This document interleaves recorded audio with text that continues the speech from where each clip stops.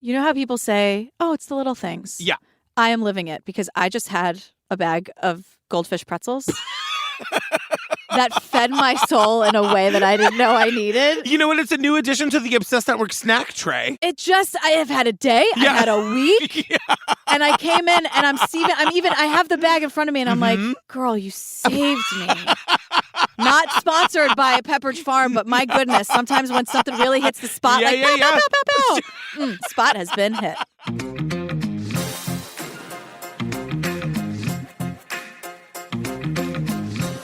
Hi, Julia Benzavalli. Hello, Patrick Hines. Fam, come see us on tour. If you missed us on Broadway, or even if you were there, you know that our live shows are where it's at. And we're doing 2 different shows, too. We did Killer Roll on Broadway, now we're doing Class Action Park on the road. Can you hold on for a second and say we did on Broadway? We played Broadway. I know. So we're doing Class Action Park. We're coming to Chicago, Boston, Seattle, Los Angeles. Tickets are selling out. The show is going to be so fun. It's just so silly. I throw myself around the stage a lot. I wear a lot of wigs and costumes. Yeah, Steve just learned that there's a costume budget, all for Patrick. Steve's always like, what, do you need anything? And I'm like, water would be great. And that's all I need. I'm good to go. Thanks. Come to Obsessed Fest, fam. It's going to be a full weekend. 2,500 of your true crime best friends. Us, Ellen and Joey, Rabia, Bob Ruff, Tim and Lance, Payne Lindsay. Maggie, let's go to court. Amber. Generation Y guys. I think that's everybody for now. So far. Come on. We still got to announce the other live shows. We're doing 2 other live shows in addition to TCO OWD.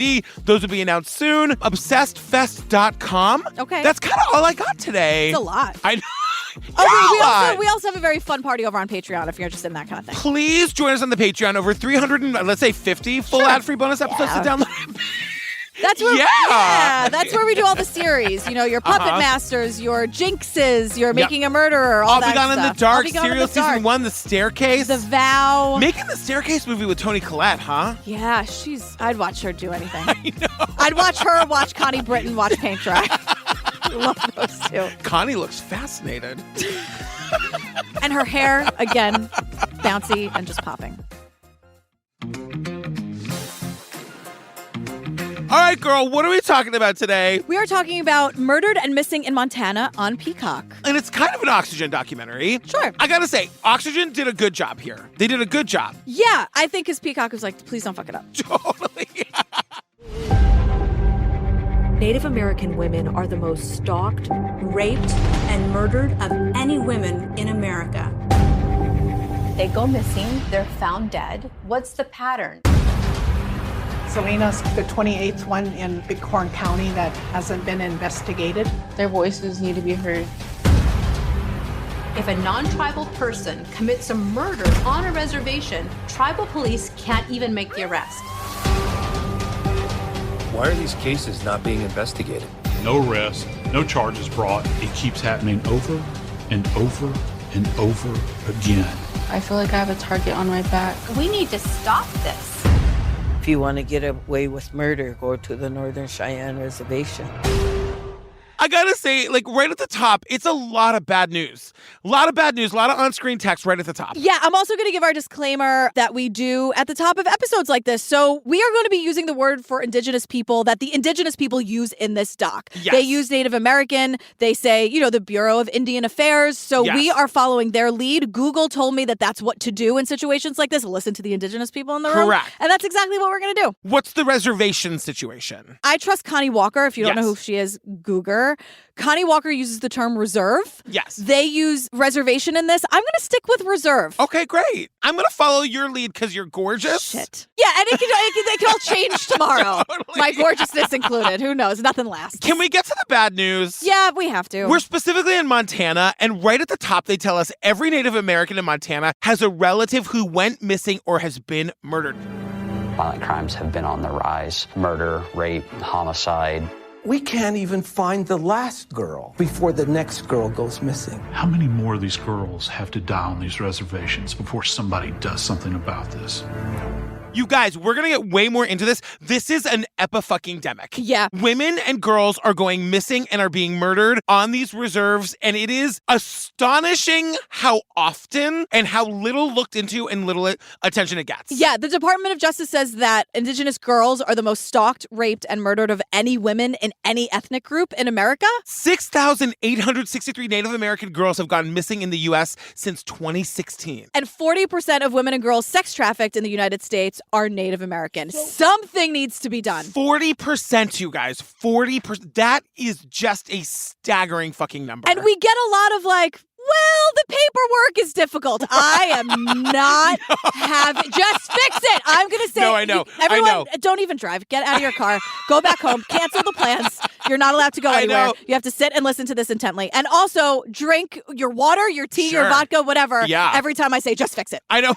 Have a meeting. Get these amazingly smart, strong, brave women in the room and figure it the fuck out. Figure it the fuck out. Can we talk about Loni Coombs? Loni Coombs from Rebecca Zahau. That's what I thought, because William Elizabeth and Alexis gave me shit because when we were covering Rebecca Zahau, I would alternate between calling her Connie and Loni. Not me. Loni Coombs. Her motto is ever vigilant, never forget. Remember? She has a motto. I forgot about that. Loni is appropriately furious at this. She brings is. a lot of intense energy, and I say that as a compliment. She's like a former prosecutor. She is a tiny lady, and like she's one of those tiny Spitfire ladies that you're like, oh fuck, do not make her mad. Yeah, because she's meeting with the families of 2 teenage girls. She's here to meet with the family of 2. She ends up meeting with 3 because another young woman goes missing while she's here investigating the other 2. Right. It's that fucking often. So if you're sitting there thinking those statistics are bullshit, no. That statistic is proven in the middle of making this documentary. Exactly. It's wild. I'm meeting with Phyllis Firecrow, a former Bighorn County Sheriff's officer. She has personal experience with this epidemic because her sister went missing on the reservation and was later found murdered. I'm so glad I was able to come and look at these cases with you. You know a lot of details about the case too, because you actually knew people involved. Yes. She works with the police, and she has experience as a family member of a victim. Yes, her sister went missing and was later found murdered. I will say, in full Oxygen style, they do have, Lonnie's got a little bat cave at Phyllis's house. Of course. You know how they do that? Absolutely. Yeah, they have a little war room, a little, what is the word? They've got that cork board on the wall with the pictures and the red twine. Yeah, those words are great. I can't find the word. It's gone out of my head. Thank you for complimenting my words. You're welcome. So Loni gives us information on both of the cases. The girls are named Henny Scott, and Kay Sarah stops pretty places. In December 2018, Henny Scott, who's 14 years old, went out with some friends after school. Her mom asked her to come home shortly after, but she never did. 21 days later, they found her body near the house where she was last seen alive. 8 months later, Kay Sarah stops pretty places. An 18-year-old went out with her friends. She was missing for 5 days and was found dead near the place where she was last seen alive. So the first one that we're going to learn about is Henny Scott. It was December 2018. She was 14 years old.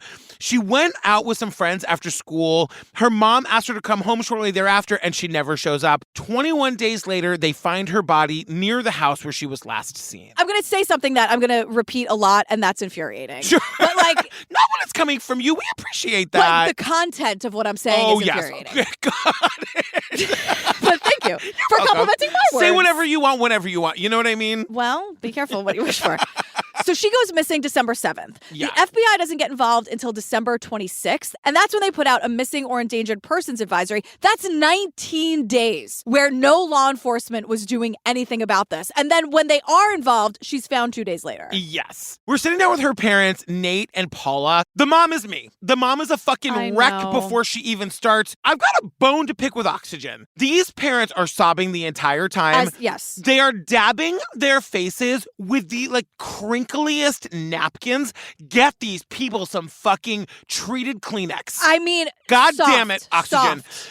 One point with the aloe in it. Yes. It looks like the napkins are like paper, like they're jabbing their under eyes with it. Yeah, and you know what would be really great? If these poor people didn't have to be here. Totally. They shouldn't have to, they should You know, that's need a better the point. tissues. Yeah. Because they shouldn't be going through the trauma of talking about this on camera, in a documentary about how law enforcement doesn't give a shit about Indigenous people. They could have had a nice afternoon with their daughter. I know. And like the mom at God. one point is like, I'm not going to stop crying, so we may as well just start. Let's just do this because I'm never going to stop. It's like so heartbreakingly honest. And every time I look at them and look at these family members, I'm like, I shouldn't even be here. They shouldn't be here. We shouldn't be here. So, you know, the dad is like, It's always a smile. You see the smile first, and you're like, man. She's the middle child, yeah. She was outgoing. Nothing was a challenge for her. I mean, she could just do anything. She was like tomboy, and she loved art. the dad tells this story about how they had this like tradition that they would sit out in back of their house and look at the stars at night. And they would talk about the buffalo dust being the stars. And like, that's where the buffaloes came from. And the dad tells the story. He's like, girl, if you're ever lost in the woods at night, these stars are the north. Just follow the stars. And I was like, that is advice I will never need. Right. I will never need You're like, the advice. what? I know. I also love hearing about the history of their family and the tribes because Henny designed a morning star and her parents say because they call us the Morning Star people in the Cheyenne Nation. I know. And I just love learning about all of those details. It's all also so like, no, don't get me wrong. These people, don't fuck with them. They will fuck you up. But like, it's so gentle and precious. And you can tell that their souls are so kind. Yeah, she was like beautifully connected to her family and who she was as a person. And now we're here. Thanks, Oxygen. Thank you. Oxygen, it's not your fault. You're the messenger. Exactly. I totally understand. Right. So we're back at December 7th, 2018. Henny gets out of school early that day. So Henny gets out of school. Some girl comes to pick her up. The mom didn't know who this girl was. And Loni perks up at that, as do I. I'm like, who's this one? Yeah. Who's she? Right. Who am I mad at, Loni? Just let me know. When she went, oh, you didn't know? Oh, okay. So the thing is, Henny wants to go to open gym. I don't know what that is. Oh, as per the internet. I Googled. Oh, great. So Paula, her mom says she can go to this, but she has to come home pretty early. And what Henny wants to do is, per the internet, typically, open gym is an unstructured activity time where the gymnasium is available to students, families, and or community members to play pickup sports such as basketball or volleyball, or participate in fitness stations, run laps, etc. What is wrong with everyone? Go to the mall. They were probably like playing dodgeball or just like having fun in the gym. Something vaguely violent. Go to the mall. You're going to run laps in your downtime? I mean, that's just one of the things that was listed on the internet, which we have to take with the biggest grain of salt possible. Yes. But it was just like, can I go back to school and hang out with my... It was just like a thing to do. Totally. And so her mom says, yes, but you have to come home early. So at 8 o'clock that night, Henny checks in to say she's coming home soon. She called me maybe about like 8 in the evening. And she goes, okay, Mom, I'll be home in a little bit. And then she never did come back home. You figured out where Henny was when she made that phone call. How did you do that? It came up on the caller ID. And when you saw the name, you knew who that person was? Yeah. She doesn't come home. They just go straight to that house. They go to the house, and like the dad is like, I asked for this guy that lives there where Henny was, and the boy didn't even want to look at me. He said, I don't know, she took off, man. And no one's talking to the parents. They're like, I don't know, man. She just took off. She just ran away. Then the parents are like, all right. So Henny's parents call the cops, who do absolutely nothing. Can we also just say, if you're the kid at the party and the 14-year-old girl takes off, go after her? Yeah. Or call the what? Or give some kind of helpful information. Don't you want to help at all? I'm just saying, I know we've been doing this for a long time, and I know it should go without saying at this point, but can we all take better care of each other? I don't. I want to. Yeah. I try what I can. We're trying. So everybody go do something nice for somebody today and report it in the Facebook group.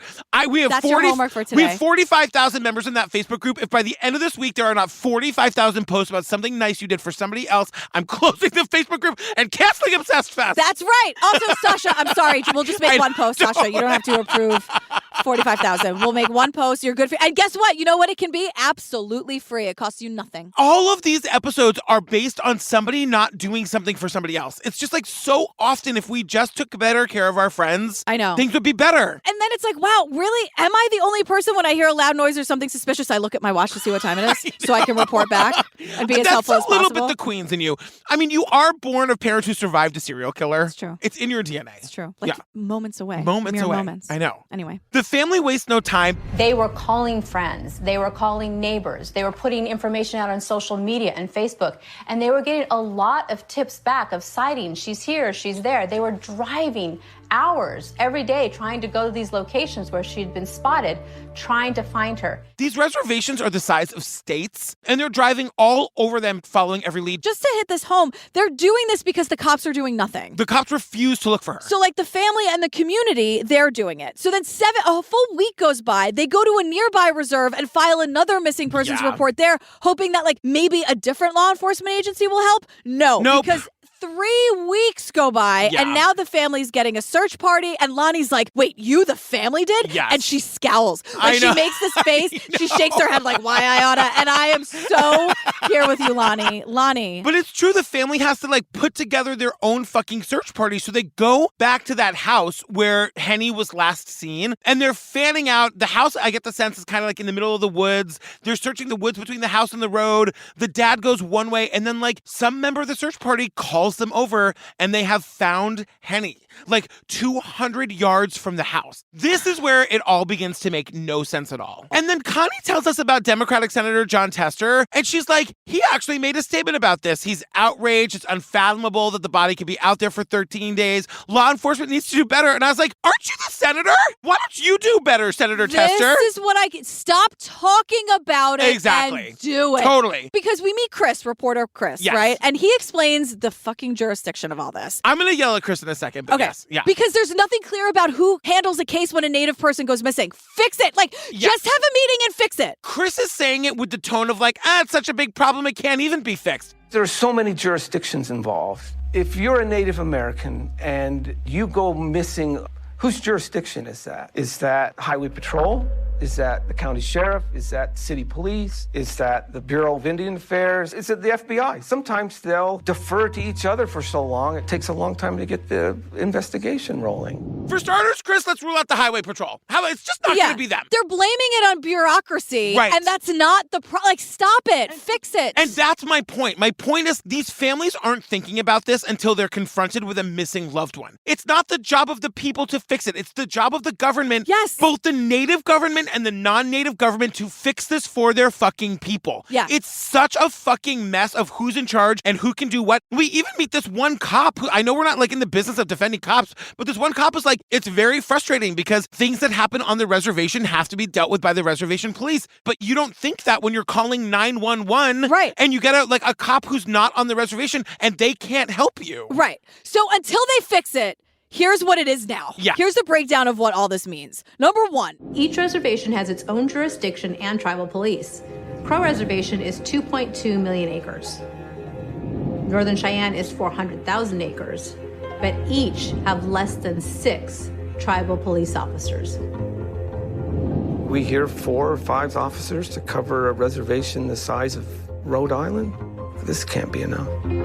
So each have less than 6 tribal police officers. Okay, I went down a Goog hole with this today. Yeah. Again, the numbers are the Crow Reserve, 2.2 million acres. Yeah. Northern Cheyenne Reserve, 400,000 acres. Guess how many acres Manhattan is? Like 20,000? 14.5 thousand. On the island of Manhattan, we get 54 cops per 10,000 people. If you were to apply that to the reserves we're talking about, the Crow Reserve, which has less than 6, would have about 54, and the Northern Cheyenne would have about 25. They each have less than 6. That is the first part of the problem. Yes. I have 3 things written down here. That's number 1. Yes. That is terrifying. Are you proud of the math I did? I am Steve? blown away. Steve pulled out a whiteboard and we did the math. And then Steve goes, and you can keep going if you have to have like one, Steve. 1 horse per 10 cops. Do that math on your own time, Steve. He was so excited to do math. I could not. I was like, hang on a second. 14.5 thousand acres is Manhattan. That's unbelievable. Yeah. That's number 1. Yeah. Number 2, a Supreme Court ruling states that if a non-Native American commits a crime on a reserve, tribal police do not have authority to make an arrest. Think about that. I know. That's insane. And number 3, Montana police cannot make any arrests on any Indian reserve. I like that a little bit better. That like the non-Native cops can't just go on the reserve and start arresting people willy-nilly. Yes, but the other side of that coin is that like tribal lands are lawless if you're non-Native. Right, exactly. What the fuck? Right. We have to, like, what? And the thing that we're going to learn eventually is that not only are there only 6 cops for 2 million acres, they're saying that these cops, we learned from Phyllis, who's Connie's like native partner in this, that these cops are working 30 days in a row, 12-hour shifts. The burnout rate is so high. These cops, one of the reasons why no one is responding to these cases of these missing women on the reserve is because there's not the manpower, and everyone's exhausted and burned out. It's why it keeps happening. Right.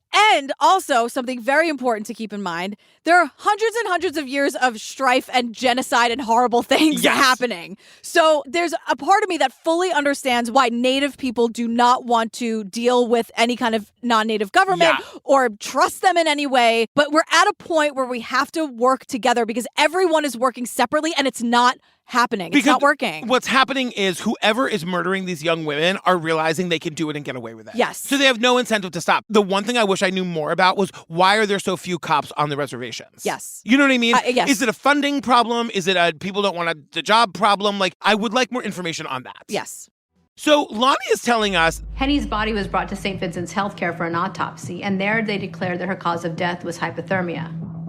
Hypothermia is when the core body temperature gets to 95 degrees or below and stays there for a period of time. Essentially, your body is freezing over. Other things that can contribute to it would be the air temperature, clothing, your age, and if you have alcohol in your system.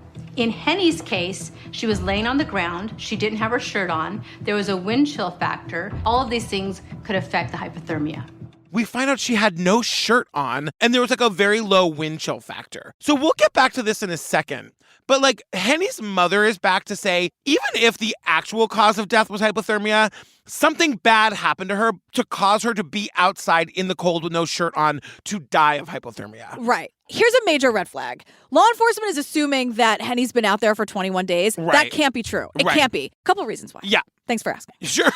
Number one, the temperature was going up and down and up and down, Right. which means, and this is so heartbreaking to say, but like her body would be freezing and then thawing and then Yeah. freezing and then thawing. And then number two, animals. There would have been some kind of proof that animals were animal predation. I you mean, know? like literally anything, like animals nibbling at her, scratching at her, whatever. For 21 days out in the elements, out in Exactly. nature, and she looks like she was just placed there? Come on. And some coroner later is going to say there was literally none of that. So it is actually impossible that she was out there for 21 days, which means she was either not dead the whole time or she had been killed and her body had been kept somewhere else and sort of dumped where they found it. Yeah, and another major red flag is that she was found 200 yards away from the house she was last seen. Like, you can see the house from the location of her body. Yeah. They were searching for her for 21 days. Of course they went to the house. She wasn't there in No. those 21 days, and she's there now. We are going to see, this is very similar to the other cases we're going to see in this episode. Yeah, it's shockingly like a checklist. It's like, Yes, okay, yes. she's supposed to come home. There's a plan to come home. She's missing. Weeks go by.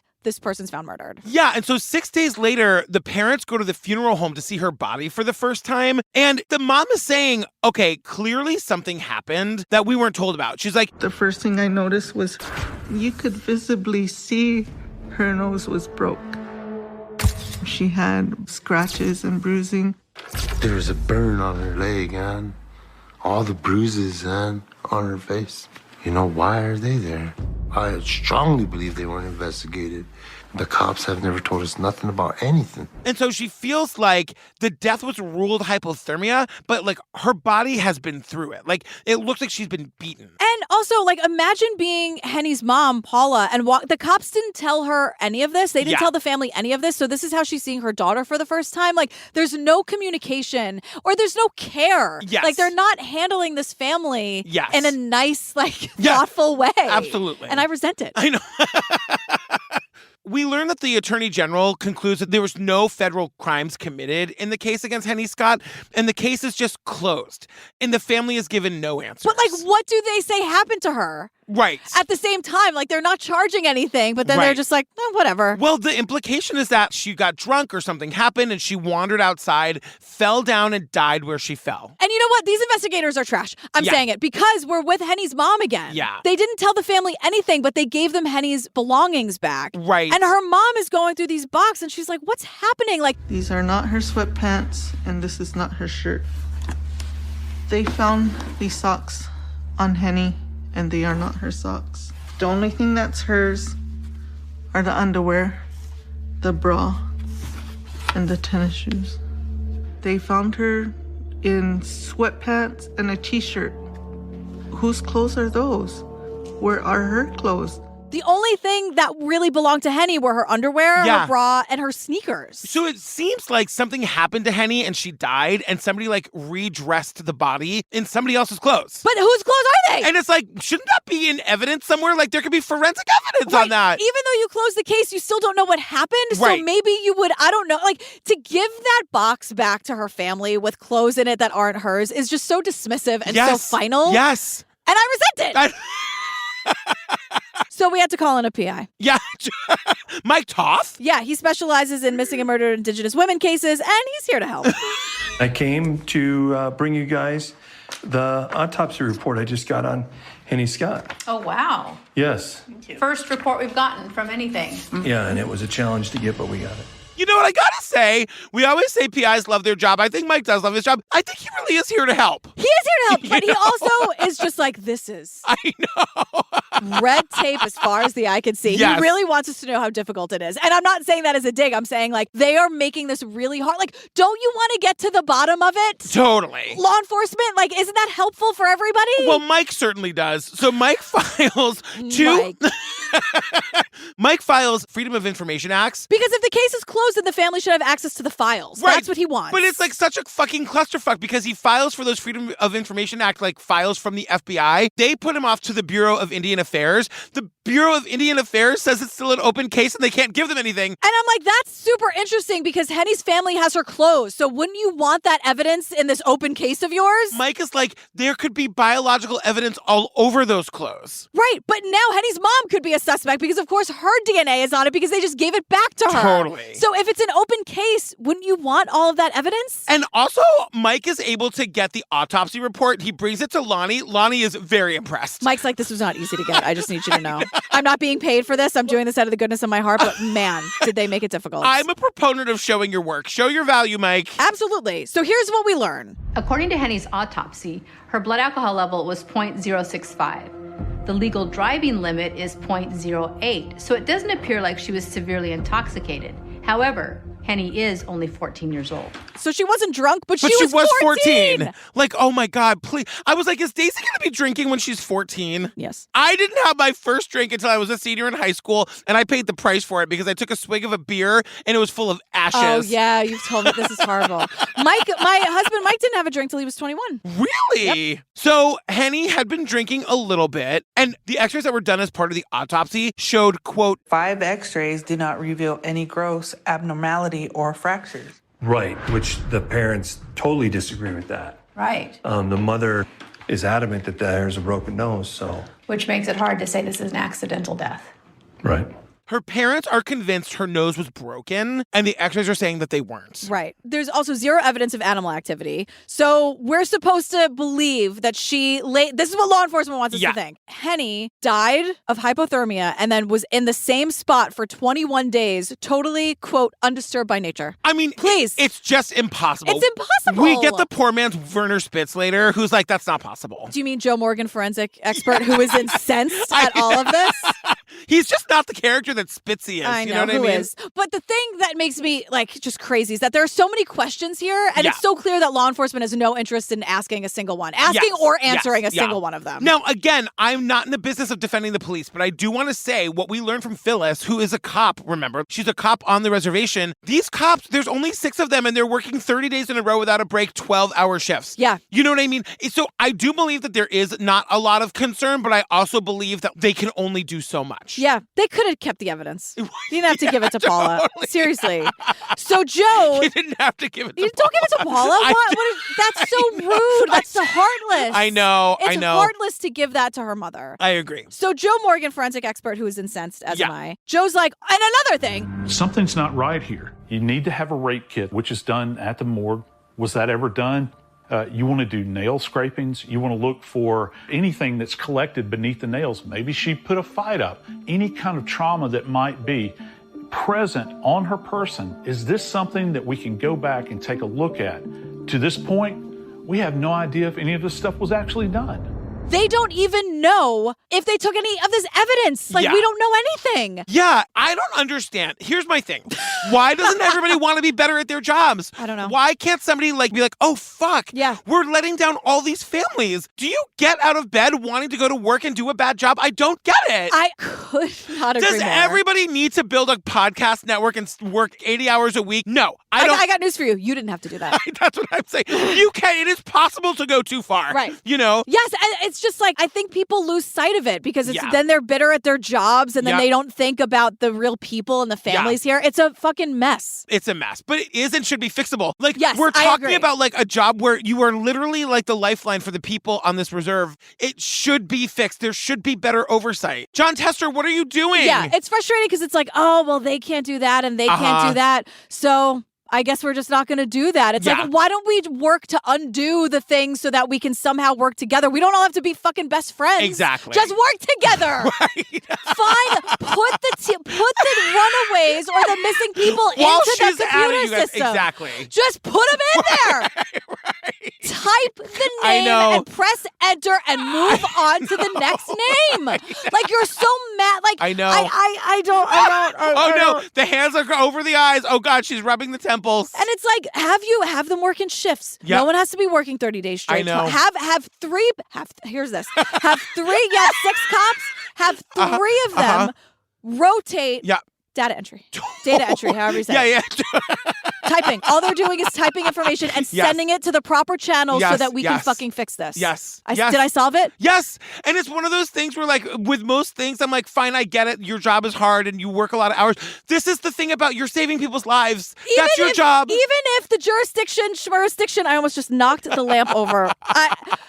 Just put the thing into the computer so it goes to the agency that can work on it. And then agency, when it gets to you, do it. Do we ever move on or do we just do this for the next hour? This is it. Okay. This is my life now. And so henceforth, yours too. Welcome.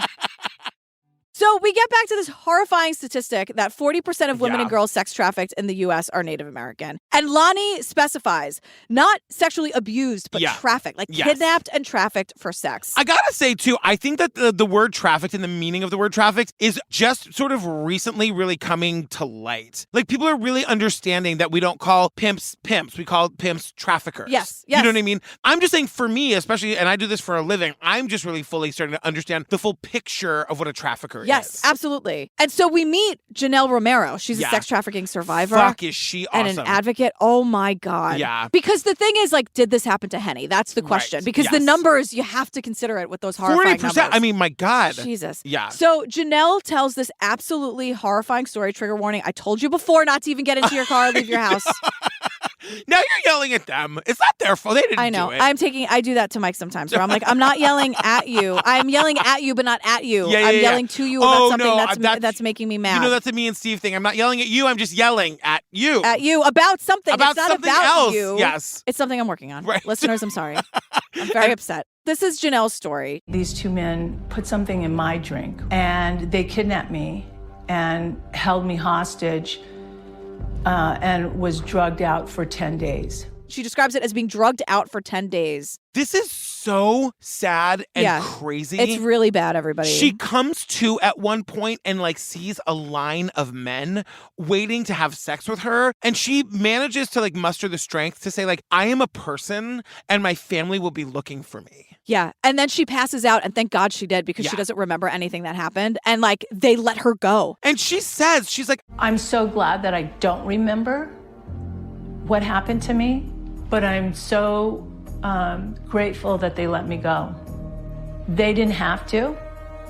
They could have murdered me. I could have died from all the drugs they gave me to keep me unconscious. I could have died from all the drugs they gave me to keep me unconscious. Let me ask you a question. I know what your question yelling. is. I'm so glad you're asking this. What kind of sad, pathetic, disgusting, evil monster do you have to be to want to have sex with someone who's unconscious? And why do you want to do it in front of 7 other men? I know. What is wrong with you? I know. I mean, truly. Think about that. Yeah. You want that to happen. Yeah. And you want to be in a line of men. You want to be one of 8. Yeah. What is wrong with you? I know. Don't answer that, because I don't even want to talk to you. If you're listening to this podcast, throw your phone and yourself into the East River. I've had it. You are not invited to Obsessed Fest, sir. No, you're a stand? Yes, totally. You and all 8 of your friends. No, it's a crazy question. Like what? Like we what were talking is about that when the Cosby thing came up. It's like, who wants to have sex with an unconscious person? Like how evil and also it's pathetic a level and of disgusting. depravity. Absolutely. It's like it's so, and then to be like in front of all these, it's just Yeah.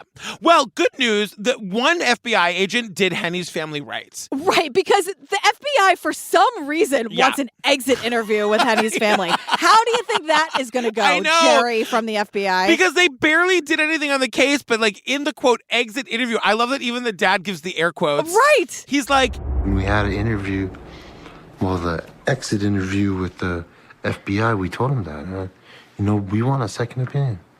One investigator came up to both of us and he said, you should ask for a second autopsy. Some other FBI agent whispered in their ear, hey, ask for a second autopsy. And then disappeared into the shadows. Yeah. The FBI agent who did this secretly or whatever thinks they're helping. But the idea of a second autopsy is horrible for many reasons. Yes. One, no one ever walked them through the first one. Right, despite many requests. Number two, to get the second one, they have to go against their traditions and exhume the body, which they don't believe in. And I gotta say, the reason they don't believe in it, it's just another beautiful thing about their way of life is that they say when you return the body to the earth, you're returning the body to Mother Nature. Yes. Fuck. Let them rest. Yes. And number three, exhuming a body just by nature is traumatizing to begin with. It's traumatizing for me to watch. When Yes. it happens, we are there for every second of it. But those are three, again, nobody thought about, okay, let's not close this case. Let's not, because if they have to exhume the body, it goes against their beliefs. No one thinks about that. Yeah. But the family does it because they have to. They have to know. Yes, they need of to get course. to the bottom of it. So they bring in this guy, Dr. Cyril Wecht. Do you remember him from the Brittany Murphy doc? No. He's from the Brittany Murphy doc. Some of these people look so familiar to me. They said he has 50 years of experience. He's done over 21,000 autopsies. Here's another number. I think he's only done 2 documentaries because he's not wonderful on camera. I know he's got better work to do. I totally understand. He's really not. His bedside manner with the family needs some work. He reads from a script. Yeah. And I know I understand, Cyril. I know you're listening. Lady Kate in 5. I know he's doing it because he wants to get the words out. He doesn't want to misspeak. Totally. But we'll get to it in a second because Loni sends him Henny's autopsy. I'm pretty sure it's the first one. And he's on the Zoom and Lonnie's like, hey, so are you in? Are you going to help us? That stage, of course he's going to help you.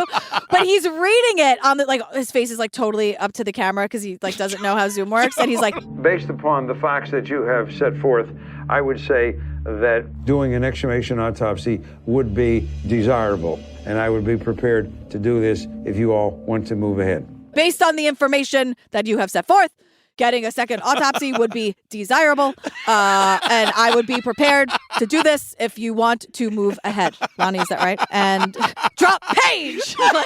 Warbucks. That's an Annie the movie reference. Drop page! Warbucks continues. Wow. Drop page. Oh my God. It's fine. We gotta take the musical references where we can get them today. I wouldn't worry about it. No, okay, great. So put a pin in Dr. Cyril Wecht. We'll be back to him later. Now we gotta talk about the case of Sarah Stops Pretty Places. And this is something where we're like, wait, you didn't accidentally rewind. It's a very, very similar story. Because Mike taught the PI, Mike PI. Yeah. He's like, at first they can't determine if it's a murder or not because the cops are like, she was a healthy 18-year-old and then she just dropped dead. And I'm like, wait, okay, so Henny just died of hypothermia and stayed in the same place and this super healthy 18-year-old just stopped living? And also they say, quote, died of hypothermia. Interesting. Because she was found face down in a backyard with her clothes on. It's very similar. Right. And the same thing, she went out with friends. She was supposed to come home. Yeah. She didn't. And we get Sarah's backstory from her grandmother and her sister. She has a big heart. She's loving, caring, supportive. I think it was in 6th grade, she told me she wanted to play football. And I told her the school didn't offer that. She went to the coach and they said she could play football. The biggest things that people would probably remember her by is she was expressive in her affection. She went to the coach for the boys team and was like, I want to play. And he's like, great. She made it happen anyway. I love it. I love her. And we see a picture of her as a little kid in her little football outfit. She's amazing. Her little football costume. Yeah, her football costume. And they say she was very expressive in her affection, which I think is a nice way to say it. Yes. But so it's August 23rd, 2019. She's out celebrating her 18th birthday and never came home. So they report this to the Bighorn County Sheriff's Office, to which they reply, she's 18, too bad. She's totally fine. She's out with friends. Stop being a helicopter mom and shut up.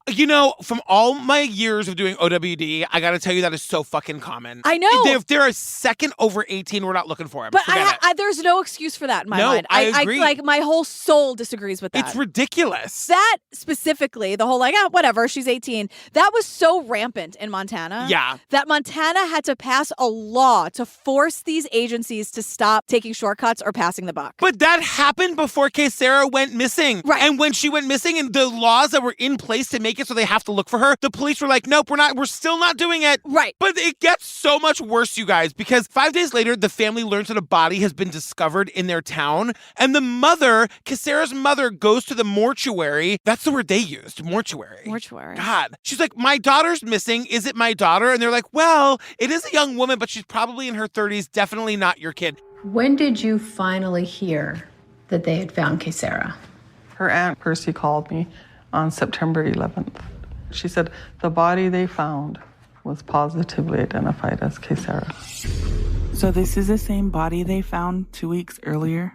Yeah. It is not until 2 weeks after she went missing that the family has confirmed that body actually is Sarah. Yeah, it was her all along. I mean, can you imagine? No. Loni is incensed. We all are. Yeah. Right. We're all, But so a report is finally released, and Sarah was hanging out with friends. Yeah. She was 18. She was with her 17 and 19-year-old girlfriends, and one 23-year-old male. We're all a little, Yeah. what's he doing with the teenage girls? Oh, God. 23 years That's old. not as bad as it's going to get in this episode, you guys. So they were drinking. Okay, Yeah, whatever. yeah. And she got into an argument with someone, and the argument was so loud that someone had to set off their car alarm to break it up. Like, it wasn't just like, hey, girl. Like, it was a real scary fight. Yeah. And then Sarah was last seen running and jumping over a fence. Yeah. And again, this is kind of a residential neighborhood. After she jumps over that fence, she's never seen again. So her blood alcohol level was 0.149. Which is almost twice the legal limit. I don't know what that means. How drunk are you at the legal limit? You can't drive after 0.08. You shouldn't be driving at all. Of course. Honestly. I don't drive if I 0.01. smell wine. No, seriously. It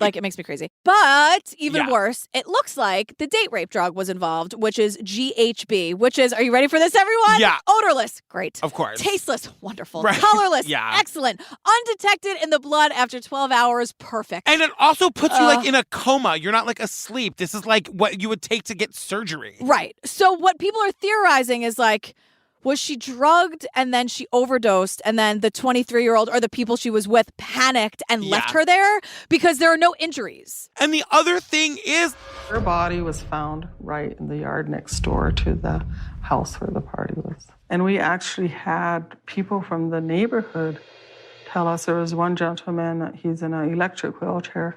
He said, I go down that road every day, but I go right by there. She wasn't there. Again, they're theorizing that something happened to her. She was killed and either moved and then later dumped there, but she was not there the entire time, the entire 5 days she was missing. Right. And more bad news. And this is the worst. Yeah. The family's told that the body is too decomposed to give to them. So in order to get Sarah back, she needs to be cremated, which again goes against their culture. So another family is forced to go against their centuries-old tradition because law enforcement here is trash. And the other thing about cremating a body is that it was going to also destroy any sort of genetic evidence. Right. From a forensic standpoint, it's a problem. From a moral and ethical standpoint, it hurts my heart. From a forensic standpoint, it's a problem. Yeah. And so the family has requested everything. Once again, you did not hit rewind and start again. This is just what happens. Yeah. The family is requesting the autopsy, toxicology, witness statements, and they can't get it because it's an ongoing investigation. And I'm sitting here thinking, but is it? Right. What are they doing?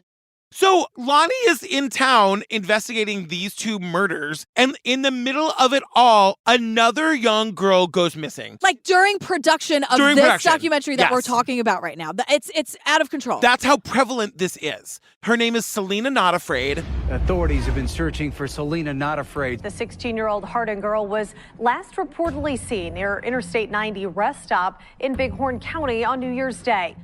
And, the FBI is called in right away because of these new laws. And because the cameras are there. Right.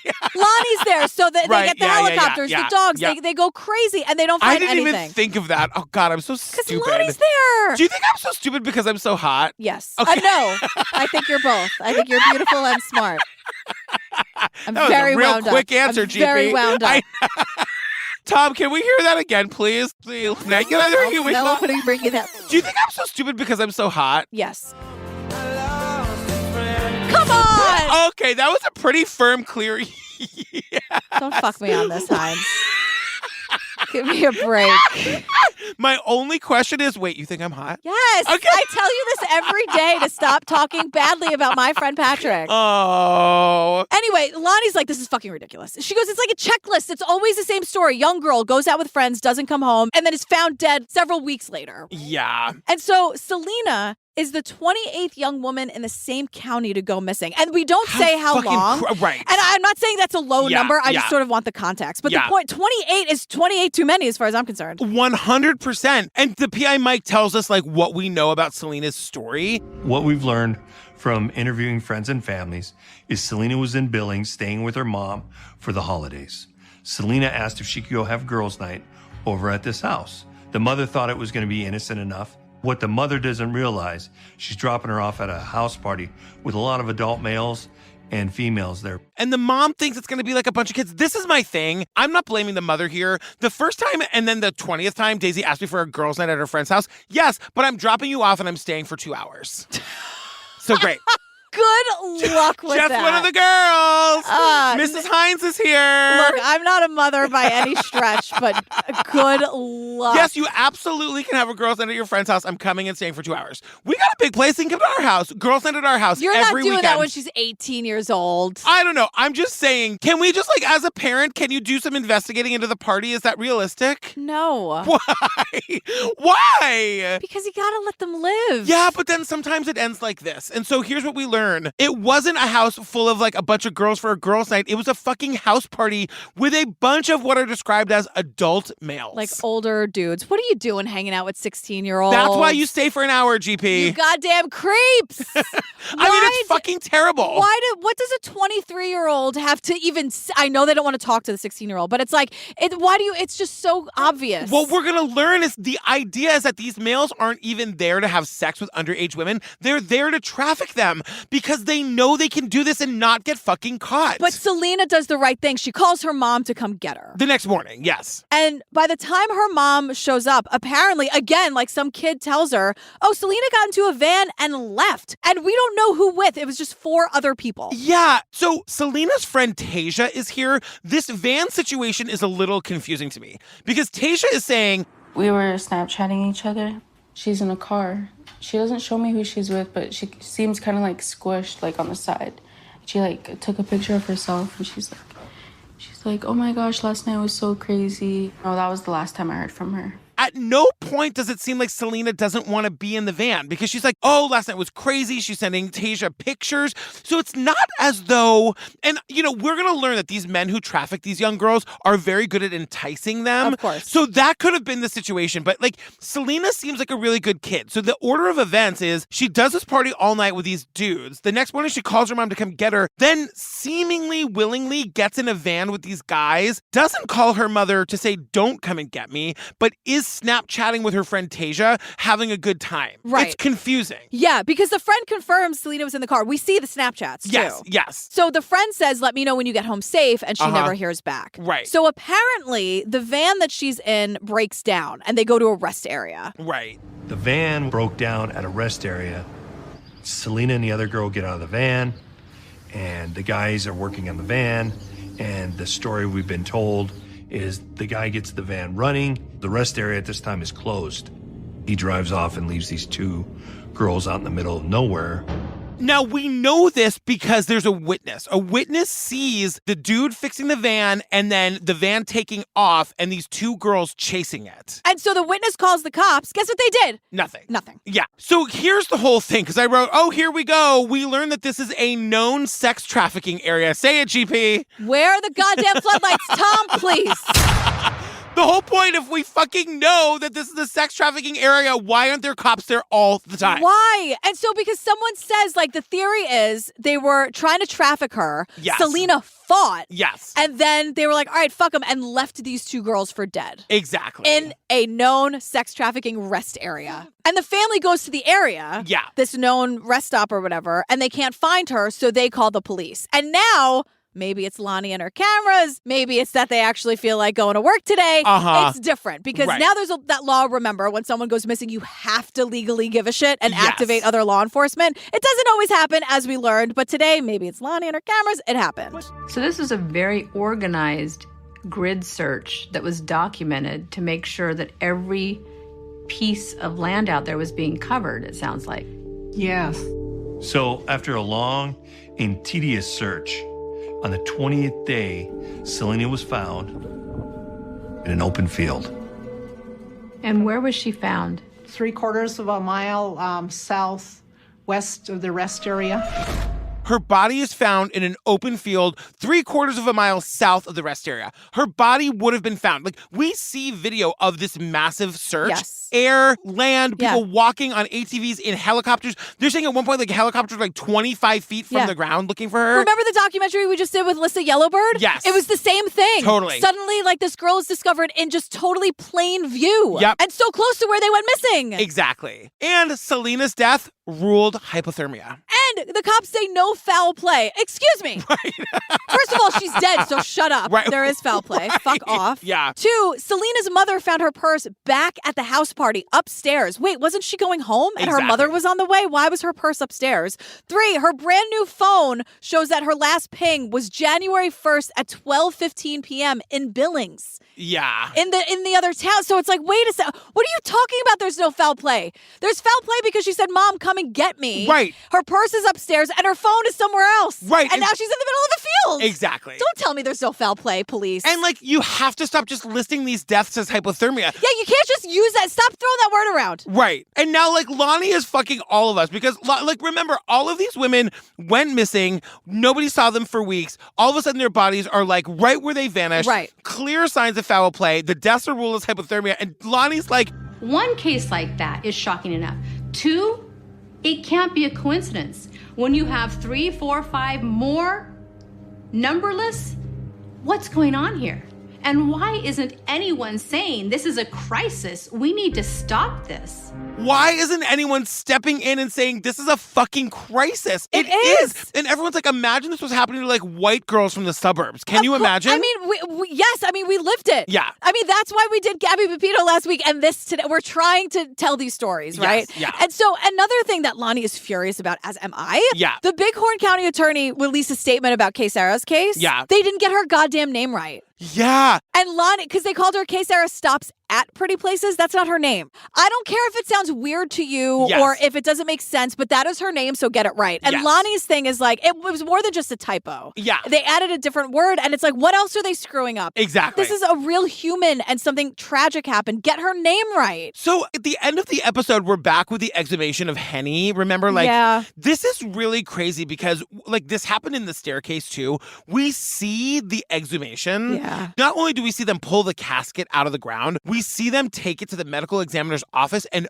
open the They didn't show us any of the human remains, thank God. But like the cameras are clearly tilted and like the camera operators definitely saw the human remains. It is really, really like too much for me. Yeah, and I just keep thinking like it goes against their traditions and their culture too. Totally. God. So they do this autopsy, and in the end, like the doctor is on Zoom, a fucking 2020 of it all. I know. Sharing the findings with the family, and like it turns out that the original autopsy was mostly right. There is no evidence of a fractured nose. I would like to point out that sometimes, depending upon the position of the body or any part of the body, changes of what we call a gravitational settling of blood, referred to as livor mortis.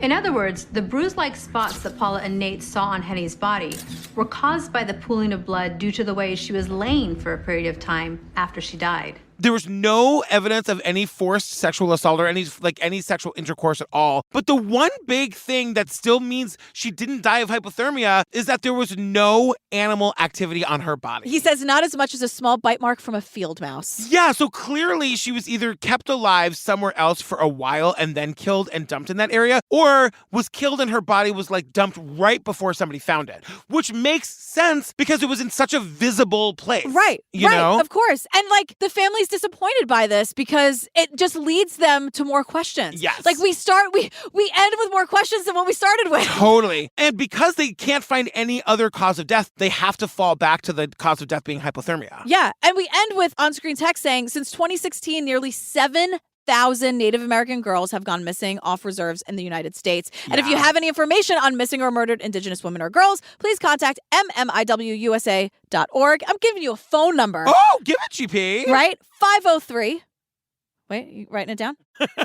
891-0040. Let's do the work ourselves. I mean, the cops aren't, if you, like, I don't know what we have to do. Like, should I, like, start negging the cops? Is that, like, that's how men think you get things done, right? Sure, what if I'm hey, dummy, bet you couldn't fix it if you tried. Right. Would that make people care, do you think? Hey, idiots, you'd look better with your hair pulled back. You know what? It'd be so sexy. It'd be so much sexier if you put the name in the database. Does that work? Oh my God, you guys, we did murdered and missing in Montana. Yep, Jeez. I know. Jeez-o flip, as my mom used to say. Wow. Jeez-o flip. Fam, come see us on tour. Chicago, Boston, Seattle, Los Angeles. I'm not going to stop saying it till it sells out. Okay, great. You know what I mean? I agree. Okay, great. We love you. Come to Obsessed Fest. Come hang with Rabia, me, Amber, Jillian, Joey, Ellen, Bob Ruff, the Gen Y guys, the Maura Murray boys. Oh my God. Payne Lindsay. More to be announced. What are we doing next? We are doing Memories of a Murderer, the Nielsen tapes on Netflix. All right. I know nothing about this. Very British. Okay, great. Stay tuned for the trailer for that and then our funny and hilarious outtakes. I mean, I hope. So God. funny. Yeah. Are they? Okay, let's just keep saying Okay, great. We love you guys. We love you. Bye. I was an inwardly troubled boy, and nobody seemed to notice. Nielsen went round swooping up vulnerable young men. Well, we've all got to die of something, haven't we? Normally, in a murder case, you'll have a victim. Then you will go looking for the murderer. In this case, we had a murderer, but he didn't know who the victims were. At one stage, there was no room under the floorboards. There were so many bodies there. I am demonic.